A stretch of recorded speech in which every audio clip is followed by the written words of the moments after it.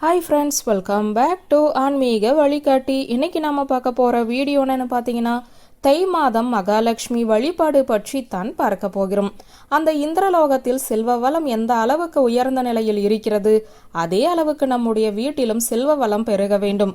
அதை பார்த்து விண்ணுலகத்தில் இருக்கும் தேவர்களுமே ஆச்சரியப்பட வேண்டும். அப்படி என்றால் நாம் என்ன செய்ய வேண்டும்? தை மாதம் முழுவதும் மகாலட்சுமியை வழிபாடு செய்ய வேண்டும்.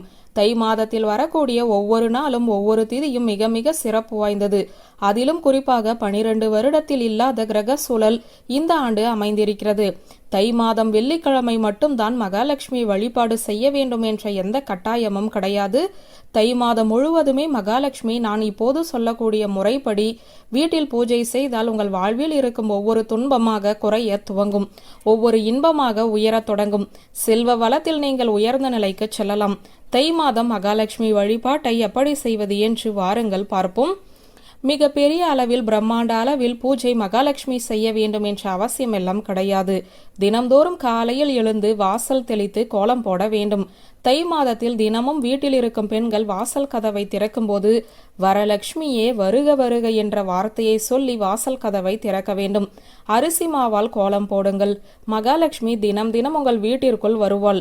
தினமும் மாலை நேரத்தில் பூஜை அறையில் விளக்கேற்றி ஓம் ஸ்ரீம் மகாலட்சுமி தாயே போற்றி போற்றி என்ற மந்திரத்தை சொல்லி மகாலட்சுமிக்கு வாசம் நிறைந்த பூக்கள் போட்டு வாசம் நிறைந்த தூபம் காட்டி வெள்ளை நிறத்தில் ஏதாவது ஒரு இனிப்பு பிரசாதம் வைக்க வேண்டும்.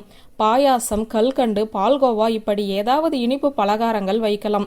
தை மாதத்தில் வரும் அத்தனை நாட்களும் இன்றிலிருந்து நாளையிலிருந்து நீங்கள் இந்த வழிபாட்டை துவங்கலாம், தவறு கிடையாது. வாய்ப்பு உள்ளவர்கள் இந்த தை மாதம் முழுவதும் மகாலட்சுமியை தினம் தினம் மனதார நினைத்து வீட்டில் பூஜை அறையில் கும்பிட்டு பாருங்கள். தை, மாசி, பங்குனி, சித்திரை மாதத்தில் உங்கள் செல்வம் வளம் உயர்ந்து நிற்பதை கண்கூடாக பார்ப்பீர்கள். ஏதாவது ஒரு ரூபத்தில் பண கஷ்டம் தீரும். ஏதாவது ஒரு ரூபத்தில் பணம் உங்களுடைய கைக்கு வந்து கொண்டே இருக்கும்.